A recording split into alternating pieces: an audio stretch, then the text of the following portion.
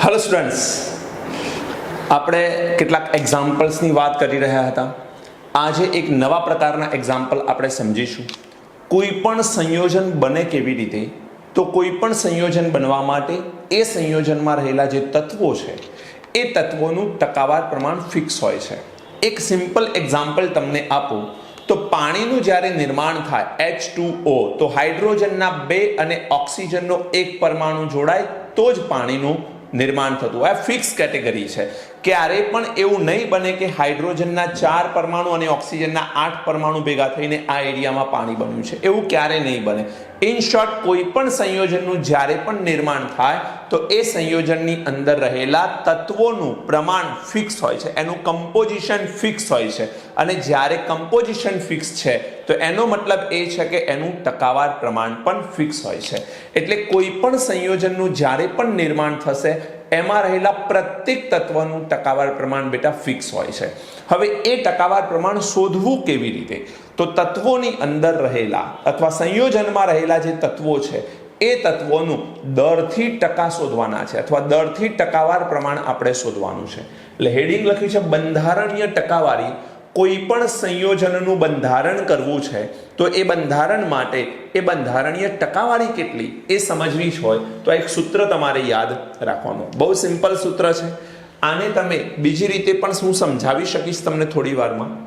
તત્વની દર ટકાવારી મતલબ કે કોઈ પણ સંયોજનમાં જે તત્વ આવેલું છે જેની તમારે ટકાવારી શોધવી છે એ તત્વની દર ટકાવારી બરાબર તત્વનું પરમાણુ દર, જે તે તત્વ હશે જેની ટકાવાર પ્રમાણ તમારે શોધવું છે એ તત્વનું પરમાણુ દર ગુણાકારમાં એટોમિસિટી. એટોમિસિટી દેટ ઇઝ પરમાણુકતા. આપણે ગુજરાતી વર્ડ કયો વાપરીએ છીએ? પરમાણુકતા. પણ મને વધારે યોગ્ય એટોમિસિટી વર્ડ લાગે છે. એટલે તત્વનું પરમાણુ દર ગુણાકારમાં એટોમિસિટી, ગુણાકારમાં 100 કારણ કે ટકા શોધવાના છે, અને ભાગાકારમાં આવશે સંયોજનનું કુલ દર. જો આ સૂત્ર તમે યાદ રાખી લો તો આ સૂત્રની મદદથી આપણે કોઈ પણ સંયોજનમાં રહેલા તત્વનું ટકાવાર પ્રમાણ નક્કી કરી શકીએ છીએ. કેવી રીતે? ચલો સમજીએ. ધારો કે C2H6 છે. તમે કદાચ પરિચિત પણ હશો આ C2H6 થી. C2H6 ને શું કહેવામાં આવે છે બેટા?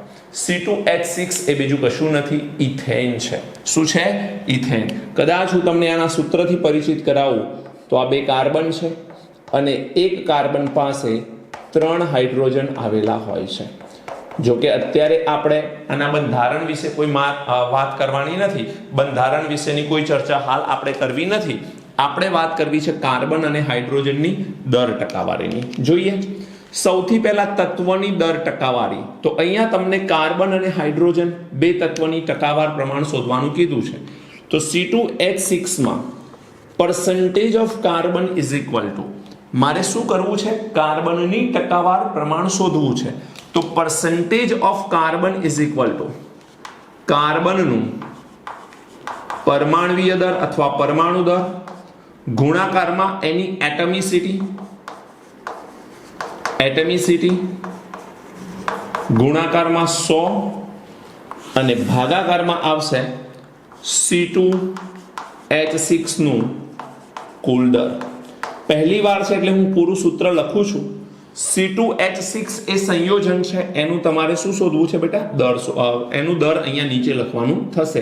કાર્બનના ટકા શોધીએ. ચલો, કાર્બનનું પરમાણુ દર કેટલું? 12. એટમિસિટી આ C2H6 માં કાર્બન કેટલા છે? 2. કાર્બન 2 ગુણાકારમાં 100 ડિવાઇડેડ બાય C2H6 નું કુલ દર. બેટા C2H6 નું દર કેવી રીતે શોધશો? તો 12 ગુણાકારમાં 2 થાય. કાર્બન કેટલા છે? 2. એક કાર્બનનું પરમાણુય દર કેટલું? 12. 2 કાર્બનનું કેટલું થાય? 12 into 2 24 પ્લસ હાઇડ્રોજન 6. પ્રત્યેક હાઇડ્રોજનનું કેટલું થવાનું? 1. એટલે અહીંયા હું લખીશ 1 ગુણાકારમાં 6. તો 12 ગુણાકારમાં 2 એટલે 24, 24 + 6 30. તો આ નીચે શું આવશે બેટા? 30 આવશે. બોલો, ખ્યાલ આવે છે કે નહીં? તો હવે તમે જરા આ કેલ્ક્યુલેશન કરશો તો 12 દુ 24, 2400 ભાગાકારમાં 30 એટલે 1 1 0 જો હું કેન્સલ આઉટ કરી દઉં અહીંયાથી તો 240 ભાગ્યા 3 થાય, 8 3 24, એટલે આન્સર તમારો આવી જશે 80%. 80% એટલે કે C2H6 ના બંધારણમાં 80% દર કોને પ્રોવાઈડ કર્યું છે? કાર્બને પ્રોવાઈડ કર્યું. તો હવે બીજું એલિમેન્ટ કોણ છે? હાઇડ્રોજન. તો હાઇડ્રોજનનું દર શોધ્યા વગર પણ તમને ખબર પડવી જોઈએ કે હવે એનું ટકાવાર પ્રમાણ કેટલું હશે? 20. કારણ કે કુલ ટકા કેટલા હોય? 100. તો 80% જો કાર્બનના હોય તો વધ્યા કોના? હાઇડ્રોજનના. તો એ કેટલા? 20% હશે. અહીંયા હાઇડ્રોજન 6 છે બેટા, તો અહીંયા આપણે લખીશું percentage of hydrogen is equal to હાઇડ્રોજનનું દર. હવે ડાયરેક્ટ જ લખીશું. હાઇડ્રોજન પરમાણુનું પરમાણુય દર 1 ગુણાકારમાં એટમિસિટી. હાઇડ્રોજનની એટમિસિટી કેટલી છે? 6 into 100 ડિવાઇડેડ બાય C2H6 નું કુલ દર ત્યાં પણ આવશે એટલે 30. તમે કેલ્ક્યુલેશન કરશો તો 600 ભાગ્યા 30 થશે એટલે 60 ભાગ્યા 3. 60 ભાગ્યા 3 કરશો 20 3 60 20%. તો અહીંયા હાઇડ્રોજનનું દરથી ટકાવાર પ્રમાણ કેટલું આવી ગયું? 20%. અને કાર્બનનું કેટલું આવી ગયું? 80%. બોલો આવડે કે નહીં? બેટા ખૂબ સરળ છે. ખાલી તમે આ સૂત્રને દિમાગમાં ફિટ કરી લો. One of the most important formula. આની તમારે જરૂર ઘણી પડવાની છે આગળ જતા પણ. જેમ જેમ આપણે કેમિસ્ટ્રીમાં આગળ વધીશું આ ફોર્મ્યુલાને તમે અવોઇડ નહીં કરી શકો. આની જરૂર પડશે તમારે, એટલે અત્યારથી જ આને વ્યવસ્થિત યાદ કરી લો. ચલો, CO3 માં પ્રત્યેક તત્વની દર ટકાવારી શોધો. પ્રત્યેક તત્વની કીધી છે તો પહેલા એ સમજો કે CaCO3 માં કેટલા તત્વો છે. તો આમાં એક કેલ્શિયમ છે, એક કાર્બન છે અને 3 ઓક્સિજન છે. એટલે ટૂંકમાં 3 પ્રકારના તત્વોથી આ કેલ્શિયમ કાર્બોનેટ બનેલો છે. કેલ્શિયમ, કાર્બન અને ઓક્સિજન. સૌથી પહેલા તો CaCO3 નું આપણે આણ્વીય દર શોધી કાઢીએ. અહીંયા લખું છું CaCO3 કેલ્શિયમનું કેટલું? 40 વત્તા કાર્બન 12 વત્તા ઓક્સિજન કેટલા છે? 3. એક ઓક્સિજનનું કેટલું હોય? 16. 16 ગુણ્યા 3 48. 48 વત્તા 12 60 વત્તા 40 100. તો 100 એ આનું શું આવી ગયું? આણ્વીય દર. જેમ અહીંયા આપણે C2H6 નું કુલ દર લખતા હતા એવી રીતે અહીંયા CaCO3 નું કુલ દર નીચે લખવાનું થશે સૂત્રમાં. સૌથી પહેલા કેલ્શિયમના ટકા. હવે હું વારંવાર આ ફોર્મ્યુલા આ રીતે નહીં લખું, સીધી કિંમત જ મૂકીશ એટલે તમને ખ્યાલ આવવો જોઈએ બેટા. ચલો, સૌથી પહેલા શું કહે છે? કાર્બન પરમાણુનું દર અથવા તત્વનું પરમાણુ દર. તો અહીંયા કેલ્શિયમ છે, કેલ્શિયમનું પરમાણુ દર કેટલું? 40. ગુણાકારમાં આમાં કેલ્શિયમની એટમિસિટી કેટલી? 1 ગુણાકારમાં 100. નીચે શું આવશે? 100. કારણ કે આનું આણ્વીય દર પણ 100 કેન્સલ થઈ જશે એટલે 40% જવાબ આવશે. તો આમાં કાર્બનનું ટકાવાર પ્રમાણ 40 છે. હવે તમને આઈડિયા આવવો જોઈએ કે કાર્બનનું કેલ્શિયમનું 40 છે તો કાર્બનનું 12 અને ઓક્સિજનનું 48 આવશે. ફિક્સ. કેમ? ઉપર 100 ને નીચે 100 જ આવવાના છે દરેક વખતે. ચલો ચેક કરીએ. કાર્બનનું ટકાવાર પ્રમાણ. કાર્બનનું પરમાણુય દર કેટલું? 12. એટમિસિટી કેટલી એની? 1 ગુણાકારમાં 100 ડિવાઇડેડ બાય 100 શું આવશે? 12%. કાર્બન એ 12% છે, કેલ્શિયમ એ 40% છે અને ત્યારબાદ ઓક્સિજનના પર્સન્ટેજ શોધવા છે. તો ઓક્સિજનનું પરમાણુય દર 16 છે.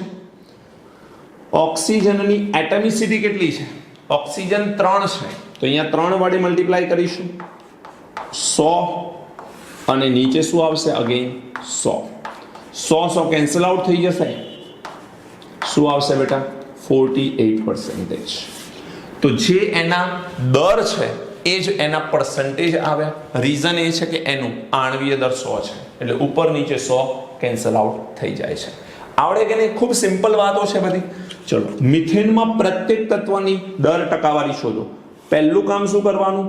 મિથેનનું આણ્વીય દર શોધો. કાર્બન 12, હાઇડ્રોજન 4 હાઇડ્રોજન છે તો 4 શું આવશે? બોલો 16. મિથેન જે છે એનું કુલ દર કહો અથવા આણ્વીય દર કહો કેટલું છે? 100. સૌથી પહેલા પર્સન્ટેજ ઓફ કાર્બન. કાર્બનનું દર 12, તત્વનું પરમાણુ દર 12, એટમિસિટી કાર્બનની એટમિસિટી કેટલી છે 1 into 100 ડિવાઇડેડ બાય શું આવશે બેટા 16 ડિવાઇડેડ બાય 16 આ ઉપર આવશે 1200 ભાગ્યા 16 કરવાનું થશે એટલે પહેલો 120 ધ્યાનમાં લઈએ આપણે તો 16 ગુણાકારમાં 7 ઓકે લગભગ આ જવાબ આવશે 75%. કેટલો આવશે 75%. તો હવે તમને હાઇડ્રોજનના ટકા વિધાઉટ કેલ્ક્યુલેશન પણ આવડવા જોઈએ. હાઇડ્રોજનનું પરમાણુય દર 1, હાઇડ્રોજનની એટમિસિટી કેટલી 4 into 100 upon 16 બોલો શું આવશે 25%. શું આવશે 25%. ક્લિયર છે? તો આવી રીતે ટકાવાર પ્રમાણ તમે શોધી શકો છો. હું તમને આમાં 2 હોમવર્ક આપી રહ્યો છું. તમારે ઇથેનોલ C2H5OH ઘણીવાર સૂત્ર ન આપે અને નામ આપે તો પણ એના પરથી સૂત્ર આવડવું જોઈએ. ઇથેનોલ અને NH2CO NH2 આ છે યુરિયા. આ બંનેની અંદર પ્રત્યેક તત્વની ઇન્ડિવિજ્યુઅલી તમારે શું કરવાનું 2 દાખલા છે. પ્રત્યેક તત્વની દરથી ટકાવારી શોધો. પ્રત્યેક તત્વની દરથી ટકાવારી શોધવાની છે તમારે. ક્લિયર છે? તો આ એક ઓર કમ્પોઝિશનની વાત થઈ ગઈ કે કોઈ પણ સંયોજનની અંદર પર્સન્ટેજ કમ્પોઝિશન જે આવેલા હોય છે એ પર્સન્ટેજ કમ્પોઝિશન આપણે કેવી રીતે શોધી શકીએ. ખૂબ સિમ્પલ છે દાખલો. જો તમને આ સૂત્ર યાદ રહે તો આ દાખલો ગણવો ખૂબ સરળ છે. ક્લિયર છે? જુઓ તમે ટકાવાર પ્રમાણ એ 100 હોય, કુલ દર જે છે કુલ દર બરાબર 100 હોય તો 12 બરાબર કેટલા એવું લખી શકીએ ને. જો આ કાર્બન છે, કાર્બનનું વજન કેટલું 12 પણ એવા કેટલા 2 એટલે 24. આનું કુલ દર કેટલું છે 30. તો હું શું લખી શકું 30 દરે 100%. તો કાર્બનના ટકા શોધવા હોય તો 12 ગુણ્યા 2 24, 24 દરે કેટલા એ જ છે. જુઓ કુલ દરે 100, 24 દરે કેટલા તો ઉપર 24 ગુણ્યા 100 ભાગ્યા 30. જે રીતે આપણે યુનિટરી મેથડનો યુઝ કરીએ છીએ કોઈ પણ સાદું વ્યાજ કે એવી કોઈ કેલ્ક્યુલેશન કરવા માટે, એવી જ રીતે આ દાખલાની કેલ્ક્યુલેશન પણ થઈ શકે છે. ઓકે, ચલો નોટ કરો પછી આગળ વધીએ છીએ. હવે મેં બોર્ડ ઉપર કેટલાક ક્વેશ્ચન લખ્યા છે. એ થોડા ટ્રિકી ક્વેશ્ચન હોઈ શકે છે તમારા માટે. પહેલા વિડીયોને પોઝ કરી એક ક્વેશ્ચન નોટ ડાઉન કરી લો અને ત્યારબાદ જાતે પ્રયત્ન કરો કેલ્ક્યુલેશનની. ત્યારબાદ હું તમને એના સોલ્યુશન શીખવાડું છું. ચલો ઝડપથી થઈ ગયું બેટા. નેક્સ્ટ ચલો જોઈએ. 30 AMU આણ્વીય દર ધરાવતા કાર્બનિક સંયોજનમાં 6 હાઇડ્રોજન પરમાણુ છે. તેના એક અણુમાં આવેલા હોય 6 હાઇડ્રોજન પરમાણુ તેના એક અણુમાં આવેલા છે. તો શોધવાનું શું છે percentage of hydrogen. Percentage of hydrogen શોધવા છે બેટા. ખૂબ સિમ્પલ છે. પર્સન્ટેજ ઓફ હાઇડ્રોજન બરાબર અહીં શું કરીશું બોલો. જો તમને શોધવાનું શું કીધું છે હાઇડ્રોજનનું ટકાવાર પ્રમાણ. તમને એની એટમિસિટી આપી દીધી છે. હાઇડ્રોજનની એટમિસિટી કેટલી 6. કુલ દર આપી દીધું છે. હાઇડ્રોજનની એટમિસિટી જો 6 હોય તો હાઇડ્રોજનનું પરમાણુ દર 1 ગુણ્યા એટમિસિટી ગુણાકારમાં 100 અને ડિવાઇડેડ બાય શું આવશે એ આણ્વીય દર 30. તો આન્સર શું આવી ગયો બેટા પર્સન્ટેજ ઓફ હાઇડ્રોજન. આ શું થઈ જશે 60 ભાગ્યા 3 થશે. 60 ભાગ્યા 3 એટલે 20% આ જવાબ આવશે. હાઇડ્રોજનના ટકા આવી ગયા 20%. ખૂબ સિમ્પલ ક્વેશ્ચન હતો. આમાં તમને એટમિસિટી પણ આપેલી છે, આમાં તમને આણ્વીય દર પણ આપેલું છે અને તત્વનું નામ પણ આપ્યું છે હાઇડ્રોજન. એટલે હાઇડ્રોજનનું પરમાણુય દર. સૂત્રને સ્ટિક થઈને આ દાખલો ગણી શકાય. સૂત્ર કિંમત મૂકી તરત જ જવાબ આવી જાય છે. ખૂબ સિમ્પલ એક્ઝામ્પલ હતું. હવે જે આ જે આપેલું છે આ એક્ઝામ્પલ થોડુંક ટ્રિકી છે અને ઓર એનાથી પણ થોડું ટ્રિકી છે. તમારે થોડુંક સમજવું પડશે. આમાં એક સંયોજનની બાષ્પ ઘનતા 32 છે. શું આપેલી છે બેટા વેપર ડેન્સિટી બાષ્પ ઘનતા 32 છે. ઓકે, આ સંયોજનમાં ઓક્સિજનનું ટકાવાર પ્રમાણ 50% હોય એટલે ઓક્સિજનનું ટકાવાર પ્રમાણ આપી દીધું છે તમને. એનો મતલબ કે આ સંયોજન ઓક્સિજન ધરાવે છે, રાઈટ. એમાં ઓક્સિજનનું ટકાવાર પ્રમાણ આપી દીધું છે. તો ઓક્સિજનની પરમાણુકતા અથવા એટોમિસિટી અથવા કહેવાય પરમાણુ સંખ્યા શોધો. આપણે ઓક્સિજનની પરમાણુની સંખ્યા શોધવાની છે આમાં. ચલો શું કરીશું બોલો? કોના ટકા આપેલા છે તમને? ઓક્સિજનના.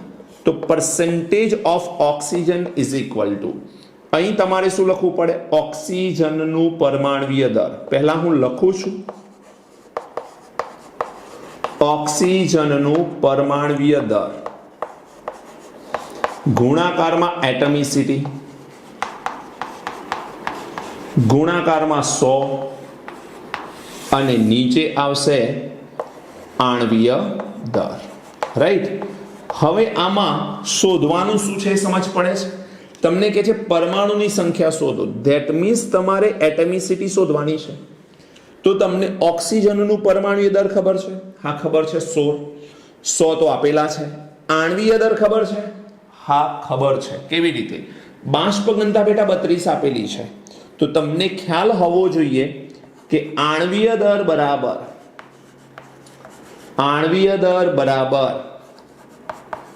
બાષ્પ ઘનતા ગુણાકારમાં 2. બાષ્પ ઘનતા લાસ્ટ લેક્ચરની અંદર જ્યારે મેં વેપર ડેન્સિટી, રિલેટિવ ડેન્સિટી આ બધા પોઈન્ટ શીખવાડ્યા એમાં આ વાત કરેલી છે. બાષ્પ ઘનતા કેટલી છે બેટા? 32 into 2 શું થઈ ગયું આન્સર? 64. તો અહીં તમારું આણ્વીય દર આ સંયોજનનું મળી ગયું.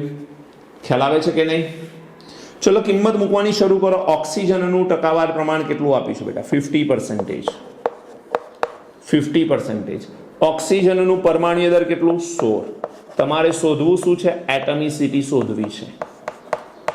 ગુણાકારમાં શું આવે? 100. ગુણાકારમાં 100 and divided by આણ્વીય દર. આણ્વીય દર કેટલું? 64. તો હવે તમારે એટમિસિટી બરાબર એટમિસિટી ઇઝ ઇક્વલ ટુ શું કરીશું બોલો બેટા?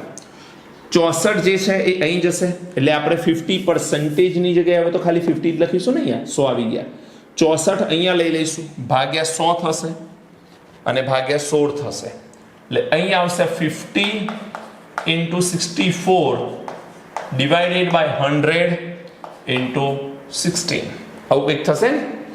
ચલો કેલ્ક્યુલેશન કરી તો 50 દુ 100 થાય, 16 દુ 32, 32 દુ 64. આન્સર શું આવી ગયો? 2. તો અહીં એટમિસિટીની કિંમત શું આવી ગઈ? 2. મતલબ આ એક એવું સંયોજન છે જેમાં ઓક્સિજનની સંખ્યા 2 પરમાણુ હશે. 2 એની પરમાણુકતા અથવા એની એટમિસિટી અથવા પરમાણુની સંખ્યા છે તેવું કહી શકાય. ક્લિયર છે બેટા? ચલો એના પછી નેક્સ્ટ ક્વેશ્ચન જુઓ શું કહે છે આપણને. નેક્સ્ટ ક્વેશ્ચન એવો છે કે એક ધાતુ છે જે M2CO3 કાર્બોનેટ બનાવે છે. આનું નામ શું? કાર્બોનેટ. ધાતુનો કાર્બોનેટ કહેવાય આને. જ્યાં CO3 હાજર હોય એને કાર્બોનેટ કહેવાય. તો આ એક ધાતુનો કાર્બોનેટ છે જેમાં 48% દરથી શું આવેલો છે? ઓક્સિજન આવેલ છે. તો ધાતુ M નું પરમાણુ દર શોધો. ધાતુનું શું શોધવું છે? પરમાણુ દર. હવે ધાતુનું મારે પરમાણુ દર શોધવું છે તો સૌથી પહેલા અત્યારે હાલ તો કોઈ આઈડિયા નથી એટલે આપણે ધાતુનું પરમાણુ દર ધારી લેવું પડશે. ધારો કે ધાતુ M નું પરમાણુ દર x છે. ધારો કે ધાતુ M નું પરમાણુ દર શું છે? x છે. હવે સૌથી પહેલા તો ટોટલ પરમાણુય દર આનું મારે અથવા આણ્વીય દર શોધવું હોય M2CO3 નું. તો M2CO3 નું આણ્વીય દર કેવી રીતે શોધાય? અહીં લખું છું હું આણ્વીય દર. કોનું? M2CO3 નું. તો 2M plus carbon plus 3 oxygen. ચલો આ મેટલનું તો શોધવાનું છે પરમાણુ દર. કેટલું ધારેલું છે? x. તો અહીંયા આવશે x. કાર્બનનું કેટલું? 12. ઓક્સિજનનું કેટલું બેટા? 16. આ તો ખબર હોવી જોઈએ તમને, રૂટીન એલિમેન્ટ છે આ બધા. તો આ થઈ ગયું 2x પ્લસ 16 ગુણાકારમાં 3 48. 48 વત્તા 12 શું થાય? 60. આ આવી ગયું આણ્વીય દર. કોનું? M2CO3 નું આ આણ્વીય દર આવી ગયું. ઓકે, હવે તમને પર્સન્ટેજ પ્રપોર્શન કોનું આપેલું છે? ટકાવાર પ્રમાણ ઓક્સિજનનું આપેલું છે. અને એમાં ઓક્સિજનની એટમિસિટી કેટલી છે 3 દેખાય છે. તો એક કામ કરો, percentage oxygen is equal to શું કરીશું આપણે, ઓક્સિજનનું ટકાવાર પ્રમાણ અથવા ઓક્સિજનનું પરમાણ્વીય દર 100 ગુણાકારમાં એની એટમિસિટી 3. ચલો સૂત્ર લખું પહેલા. બેટા હું શું કહેવા માંગુ છું, આ સૂત્ર ફરી લખું છું. ડાયરેક્ટ લખીશ તો કદાચ અમુક વિદ્યાર્થીઓને ખ્યાલ નહીં આવે. ઓક્સિજનનું પરમાણ્વીય દર ઇન્ટુ એટમિસિટી ઇન્ટુ 100 ડિવાઇડેડ બાય આણ્વીય દર મોલેક્યુલર માસ. ચલો કિંમત મૂકો. ઓક્સિજનનું ટકાવાર પ્રમાણ કેટલું આપેલું છે 48. ઓક્સિજનનું પરમાણ્વીય દર કેટલું 16. એટમિસિટી કેટલી 3 ગુણાકારમાં 100 અને આણ્વીય દર કેટલું બેટા 2x + 60. 2x + 60. આમાંથી હવે કેલ્ક્યુલેશન બાકી રહી, ખાલી x ની કિંમત તમારે શોધવાની છે. શોધી શકો છો તમે. 2x + 60 ને હું આ તરફ લઈ આવું તો 48 નીચે આવે.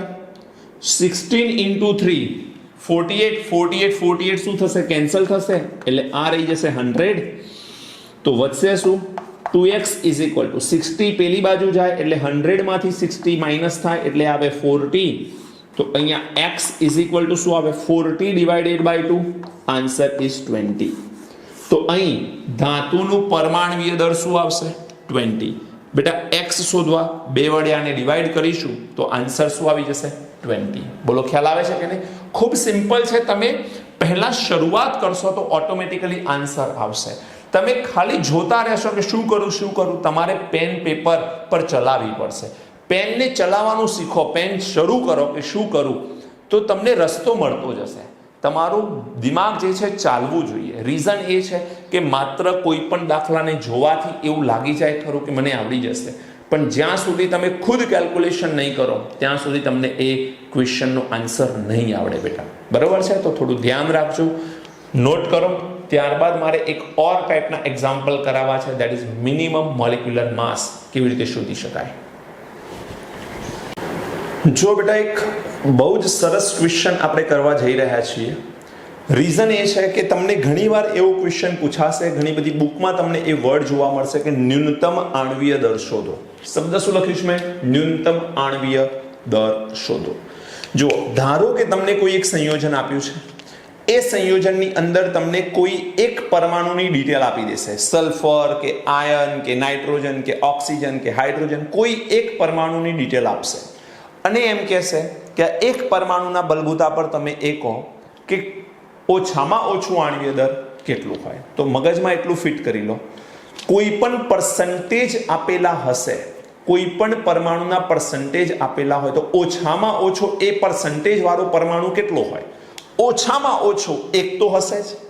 ધેટ મીન્સ તમારે યાદ રાખવાનું છે કે ન્યૂનતમ આણ્વીય દર આ વર્ડ જ્યારે પણ દેખાય તો જે તે પરમાણુ માટે તમારે એટમિસિટી 1 માની આગળ વધવું.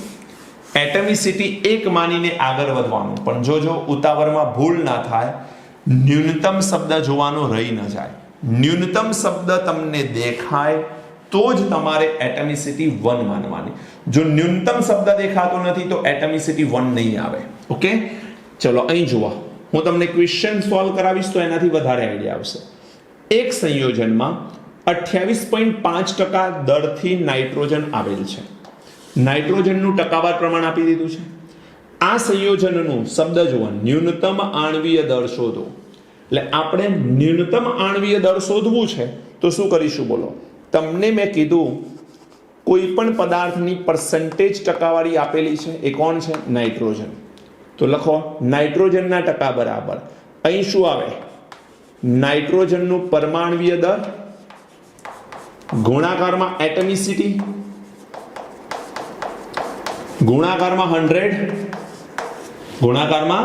100 ડિવાઇડેડ બાય શું આવશે?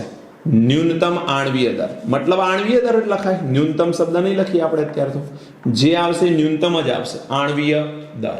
શું કરીશું?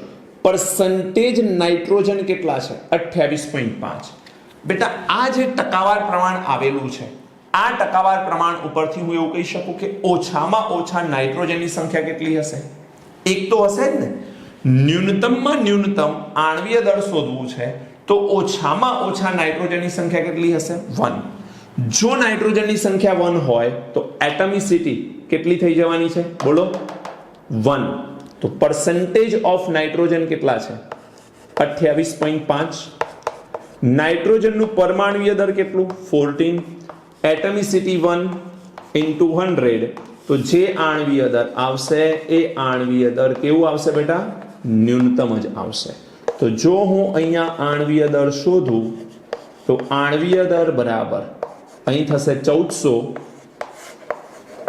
ભાગાકારમાં 28.5 તમે આ કેલ્ક્યુલેશન કરશો તમને આન્સર મળશે 49 શું મળશે 49 ન્યૂનતમ આણ્વીય દર શું મળ્યું 49 જો હું પાછળ AMU લખું છું તો આ આણ્વીય દર છે પરંતુ જો હું 49 ની પાછળ લખું છું ગ્રામ પર મોલ તો આ મોલર દર થઈ ગયો મોલર દર હવે તમારે પ્રશ્નમાં એ પણ જોવાનું કે તમને અહીંયા શું કીધું છે ન્યૂનતમ મોલર દર જો મોલર દર હોય તો 49 વાળા બે ઓપ્શન હોઈ શકે એકમાં AMU એકમાં ગ્રામ પર મોલ આમાં એકમ હશે તો તમારે ગ્રામ પર મોલ એકમ ચૂઝ કરવાનો જ્યારે મોલર દર પૂછ્યું હોય તો અને જ્યારે તમને આણ્વીય દર પૂછે તો AMU વાળો એકમ જોવાનું રહેશે બોલો ખ્યાલ આવે કે નહીં બેટા સરસ દાખલો છે ચલો એના પછી છે સંયોજનમાં 4% દરથી સલ્ફર આવેલો છે હવે તો તમે માસ્ટર થઈ ગયા આમાં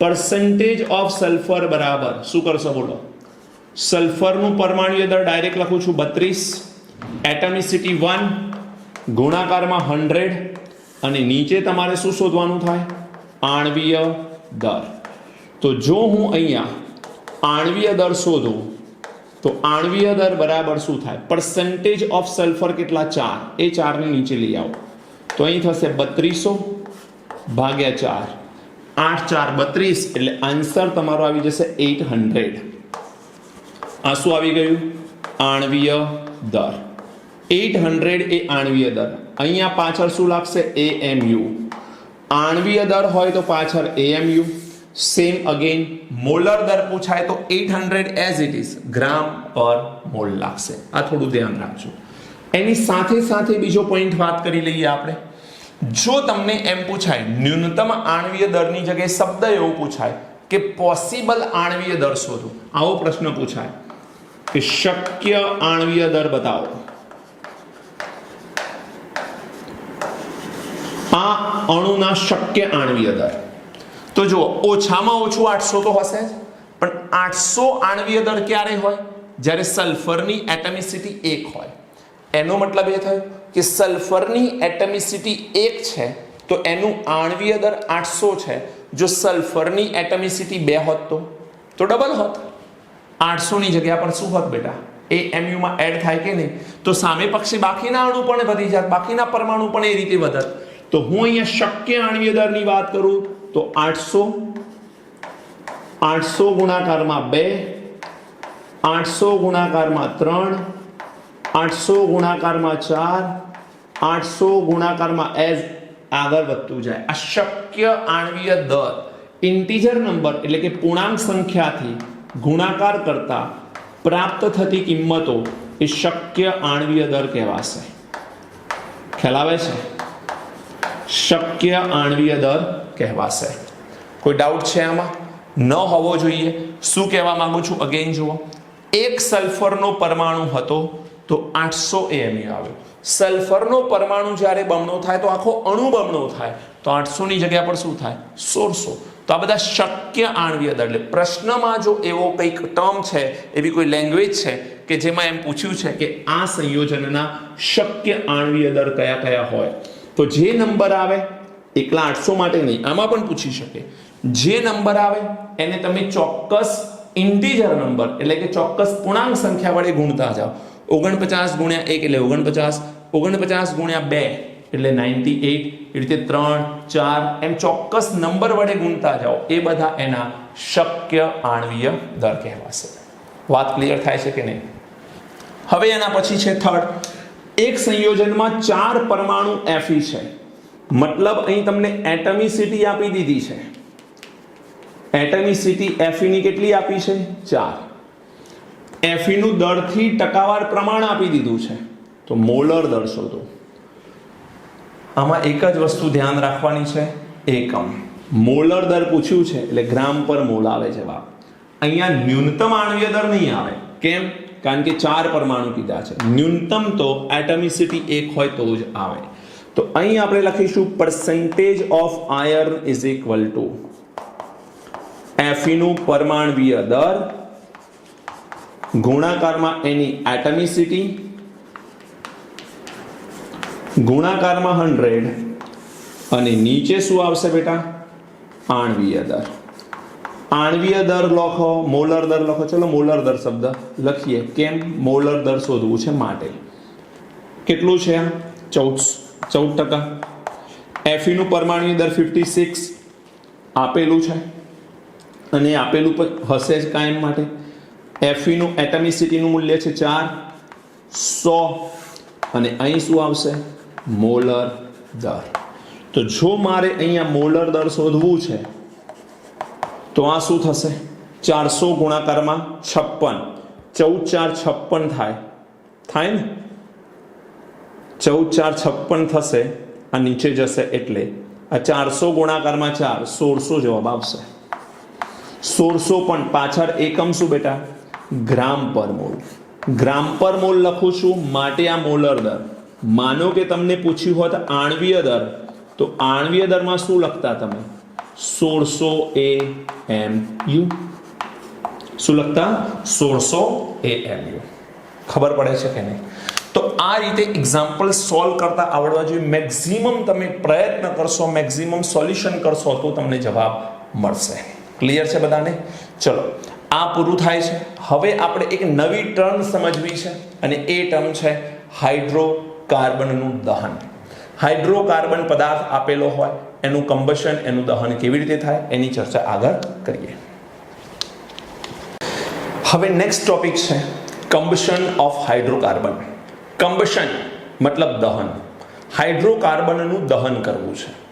મગજમાં એક વસ્તુ ક્લિયર કરી દો કે હાઇડ્રોકાર્બનનું દહન જ્યારે પણ થાય એટલે કાર્બન ડાયોક્સાઇડ અને પાણી ઉત્પન્ન થાય. ફિક્સ છે. હાઇડ્રોકાર્બનનું જ્યારે પણ દહન થશે એટલે બે પદાર્થ ઓલવેઝ ઉત્પન્ન થશે, એ છે CO2 અને H2O. હાઇડ્રોકાર્બનનું કમ્બશન હું આજે તમને એક શરૂઆતનો ટોપિક શીખવાડું છું. બાકી આવતા લેક્ચરની અંદર આપણે ખૂબ ડિટેલમાં એની ચર્ચા કરીશું, કેટલાક એક્ઝામ્પલ લઈને પણ ચર્ચા કરીશું. જો હાઇડ્રોકાર્બન તરીકે માનો કે તમે શું પસંદ કરો છો? CXHY. મતલબ કે કાર્બનની સંખ્યા X છે અને હાઇડ્રોજનની સંખ્યા Y છે અને આપણે હવે તેનું દહન કરી રહ્યા છીએ. જો હું દહન કરું તો થશે શું? CXHY. હવે દહન કોની મદદથી થાય? કોઈ પણ પદાર્થનું દહન થાય કેવી રીતે? O2 ની મદદથી. ક્યારે? વધુ માત્રામાં ઓક્સિજન હોય તો. એટલે CXHY વધુ માત્રામાં ઓક્સિજનની મદદથી દહન થશે તો અહીં કાર્બન છે એ CO2 માં કન્વર્ટ થશે, કાર્બન છે એ CO2 માં કન્વર્ટ થશે અને હાઇડ્રોજન છે એ H2O માં કન્વર્ટ થશે. ક્લિયર છે? આ પહેલા મગજમાં ક્લિયર કરી દો કે હાઇડ્રોકાર્બનનું વધુ માત્રામાં ઓક્સિજનની મદદથી દહન થાય તો CO2 અને H2O મળે. વધુ માત્રામાં O2 કેમ લખીએ છીએ? જો O2 નું પ્રમાણ ઓછું હોત તો આ CO2 છે એની જગ્યાએ CO હોત, કાર્બન મોનોક્સાઇડ હોત. ખ્યાલ આવે છે? પણ એવું નથી. અહીં વધુ માત્રામાં O2 છે એટલે CO2 બને છે અને CO2 પ્લસ H2O મળે છે. હવે આને બેલેન્સ કરવું કેવી રીતે? આને આપણે બેલેન્સ કરવા માટેના બે રૂલ છે. સૌથી પહેલા રૂલ નંબર 1 યાદ રાખજો. રૂલ્સ બે જ છે. એક, સૌથી પહેલા આપણે કાર્બનનું સંતુલન કરીશું. કાર્બનનું સંતુલન કરવું અને સેકન્ડ નંબરમાં આવશે ઓક્સિજનનું સંતુલન કરવું. તો હાઇડ્રોજનનું સંતુલન ઓટોમેટિકલી થઈ જશે. ઓકે, આ બહુ સિમ્પલ છે. કાર્બનનું એની જોડે જોડે હાઇડ્રોજનનું પણ તમે સંતુલન કરી શકો છો. જેમ કે આ જે સમીકરણ છે જુઓ, CxHy plus O2 gives CO2 plus H2O. હવે આનું બેલેન્સિંગ કરવું છે દીકરા. બેલેન્સિંગ કરવા માટે સૌથી પહેલા જુઓ તો આ X કાર્બન છે X, તો અહીંયા હું શું લખીશ, X કાર્બન થઈ ગયા, X કાર્બન. ત્યારબાદ હાઇડ્રોજન કેટલા છે, Y. અહીં નીચે 2 છે તો મારે શું કરવું પડે, Y/2 કરવું પડે. તો 2 કેન્સલ થાય તો Y હાઇડ્રોજન થાય. ફરી Y/2 લઈશ તો 2 કેન્સલ થશે, Y હાઇડ્રોજન. અહીં આ ઓક્સિજનનું પ્રમાણ કેટલું ખબર નથી એટલે N, મતલબ આ આપણે શોધવાનું છે. N કેટલો એ શોધવું છે. હવે તમે સમજો કે કોઈ પણ સમીકરણ બેલેન્સ હોય તો એની જમણી બાજુ રહેલા ઓક્સિજન અને ડાબી બાજુ રહેલા N આ બંને કેવા હોય, સમાન. ડાબી બાજુનું N એટલે કે ડાબી બાજુના ઓક્સિજન પરમાણુ અને જમણી બાજુના ઓક્સિજન પરમાણુ બંને કેવા હોય, સમાન. તો અહીં ડાબી બાજુ ઓક્સિજન પરમાણુની સંખ્યા કેટલી, હું શબ્દ શું બોલું છું, ઓક્સિજન પરમાણુની સંખ્યા કેટલી. તો બે ને અહીં લઈ જાઓ તો 2n થાય. તો અહીં તમારી પાસે આવે 2n ડાબી બાજુ. તો સામે પક્ષે જમણી બાજુ ઓક્સિજન કેટલા છે, ડાબી બાજુ આ 2 ને ઉપર લઈ ગયો એટલે બની ગયા 2n. જમણી બાજુ કેટલા, આ 2 અહીં આવે તો 2x આવે,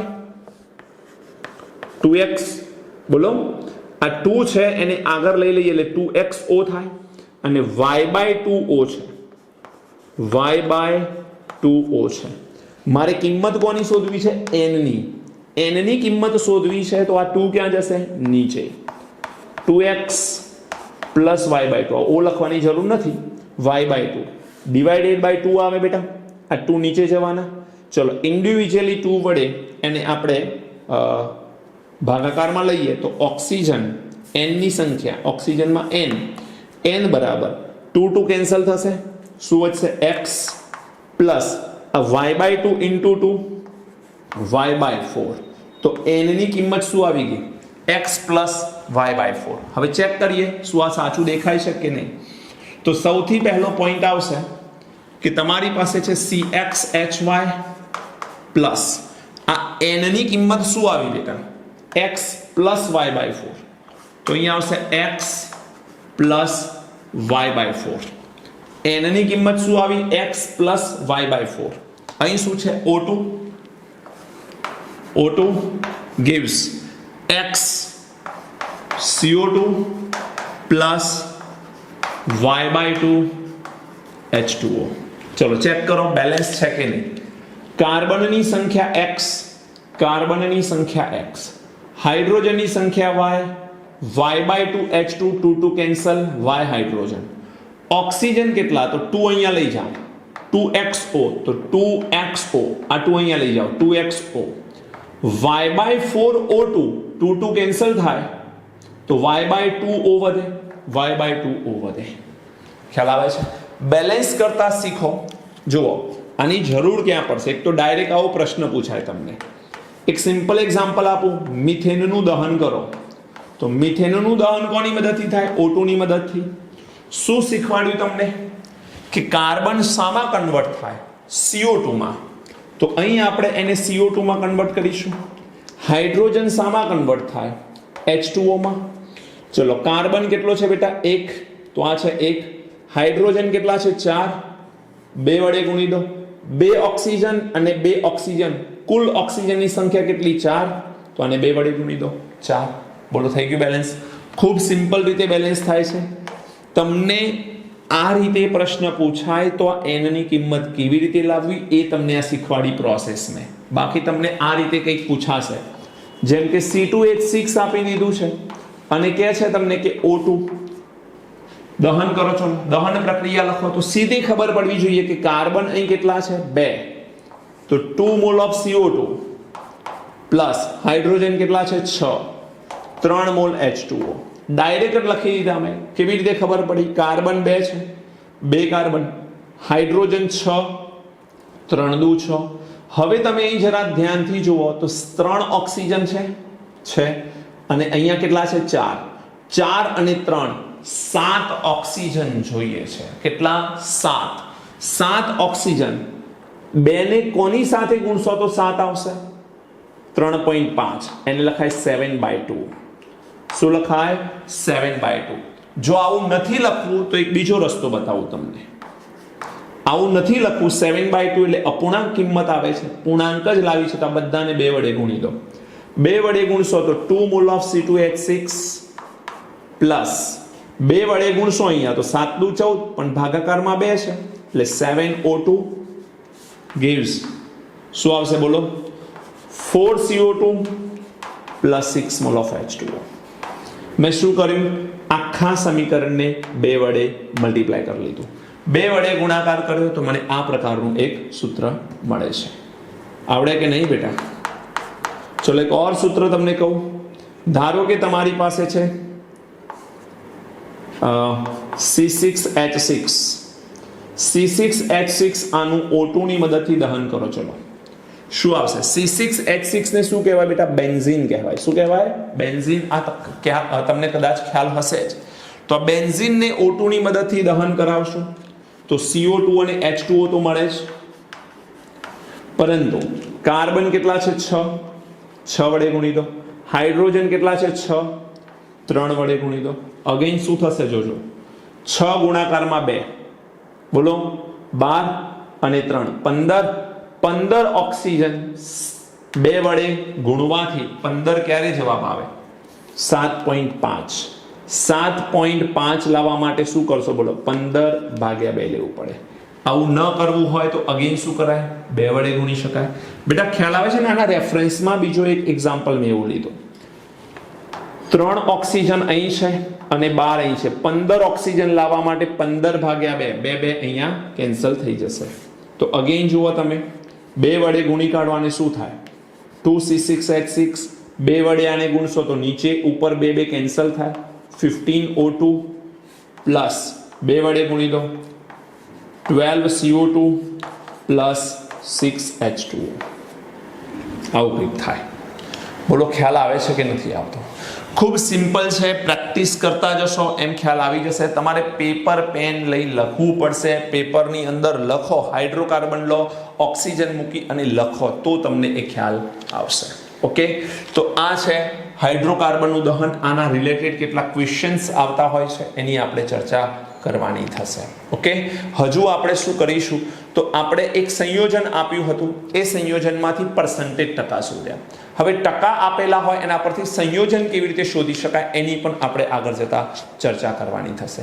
દીકરા જુઓ, ઘણા બધા વિદ્યાર્થીઓ મહેનત નથી કરતા, રેગ્યુલર વિડીયો નથી જોઈ રહ્યા, એ અમને ખ્યાલ આવી રહ્યો છે. પણ જો તમે આ લોકડાઉનમાં તમારા હાથમાં મોબાઈલ છે, તમે લોકો ઘરે કોઈ જ જોવાવાળું ન હોય તો બની શકે કે તમને પ્લેઝર મળે. પ્લેઝર મળે મતલબ જ્યાં આનંદ આવતો હોય એવી જગ્યાએ જતા રહો તમે થોડોક સમય માટે. હવે એ સમયનો મતલબ શું છે અથવા એ જગ્યાનો મતલબ શું છે? તો કોઈ ગેમ્સ અથવા કોઈ એવી જગ્યા કે જે એવા વિડીયો જોવામાં તમે ટાઈમ પાસ કરો જે એકચ્યુઅલી ન જોવા જોઈએ, રાઈટ? અથવા તો તમને કોઈ ક્રિકેટના વિડીયો જોવાની આદત પડી ગઈ હોય કે કોઈ ગેમના વિડીયો જોવાની આદત પડી ગઈ હોય કે સોંગ સાંભળવાની આદત પડી ગઈ હોય. આ બધી આદતના કારણે તમે તમારું કરિયર સ્પોઇલ કરી દેશો. સ્પોઇલ ન થાય કરિયર એના માટે બેટા ખૂબ કાળજી રાખજો. ખૂબ ધ્યાનથી તમારે આ સમજવાનું થશે કે મારો સમય ક્યાં જઈ રહ્યો છે. શું હું આડા રસ્તે તો નથી જઈ રહ્યો? તમને કોઈ વોચ કરવાવાળું નથી એનો મતલબ એ નથી થતો કે તમે ખુદ ડિસિપ્લિનમાં ના રહો. આ સમય નીકળી ગયા પછી તમે તમારી જાતને એમ કહેશો કે ખરેખર મેં ધ્યાન રાખ્યું હોત તો મારી જિંદગી કંઈક ઓર હોત. તમે એવું કહેશો કે સરે તો મારું ધ્યાન દોર્યું હતું પરંતુ હું છતાં બી ન સુધર્યો અને આજે મારી જિંદગી સ્પોઇલ થઈ ગઈ. દીકરા, જો તમારું કોઈ ડ્રીમ છે તો એ ડ્રીમ માટે એટલું બધું કામ કરવું પડશે, એટલું બધું કામ કરવું પડશે કે દુનિયા પાછળ રહી જાય, આપણે આગળ વધીએ. કોમ્પિટિશન સખત છે માર્કેટની અંદર. તમે મહેનત નહીં કરો તો કેવી રીતે ચાલી શકશે? તમારે ડૉક્ટર બનવું છે, તમારે સારા એન્જિનિયર બનવું છે, એના માટે મહેનત પુષ્કળ કરવી જ પડશે. મહેનત વગર તમને ક્યારેય મેવા નહીં મળે. ઓકે, જીવશો ત્યાં સુધી મહેનત છે. મહેનત વગર કશું જ પ્રાપ્ત થવાનું નથી. નો ડાઉટ મહેનત અને થોડું ઘણું તમારા કર્મોનો આધીન તમને સફળતા મળશે, પણ તમારા કર્મ હજુ તો નાના છો તમે તો સારા કર્મો જ કર્યા હશે. ઓકે, તો તમે મહેનત એટલી બધી કરો કે જેથી તમને ખુદને પ્રાઉડ થાય. કોઈને ઇમ્પ્રેસ કરવા માટે મહેનત નથી કરવાની. તમને તમારી મહેનત પર તમને પોતાને પ્રાઉડ હોવું જોઈએ. તમને પોતાને પ્રાઉડ થશે તો તમે ક્યાંય આગળ વધી શકશો. એક ટીચર તરીકે મારી આપ સૌને વિનંતી છે કે માત્ર મોબાઈલનો યુઝ એજ્યુકેશન પર્પઝથી થવો જોઈએ, બીજા કોઈ પર્પઝથી ન થવો જોઈએ.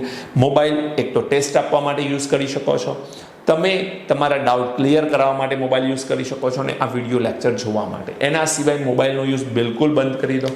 કારણ કે આમ પણ જુઓ, ઘણા લોકો અથવા ઘણા પેરેન્ટ્સ એવું કહેતા હોય છે કે ઓનલાઈન વિડીયોથી આંખો બગડે છે બાળકની. હું સહમત છું એ વાત સાથે, પણ વિચારો કે જ્યારે ઓનલાઈન વિડીયો નથી આવતા તો પણ બાળક તો મોબાઈલમાં જ છે, તો પણ બાળકનું ધ્યાન તો મોબાઈલમાં જ છે, અને એ કદાચ 3-4 કલાક મોબાઈલનો યુઝ કરે જ છે. તો શું આપણે એવી ડિસિપ્લિન મેન્ટેન ન કરી શકીએ કે આ 1.5 કે 1.5 કલાકના જે વિડીયો આવે છે કે 3 કલાકના જે વિડીયો આવે છે એ વિડીયો જ જોવાના, એના સિવાય મોબાઈલનો યુઝ કરવાનો જ નથી, એવું એક ડિસિપ્લિન ઘરમાં મેન્ટેન કરવામાં આવે તો જે ગેમમાં નજર હતી એની, બાળક જ્યારે ગેમ રમતો હતો એ વખતે એની આંખો જે બગડતી હતી એની જગ્યાએ હવે કંઈક એજ્યુકેશન મેળવી રહ્યો છે.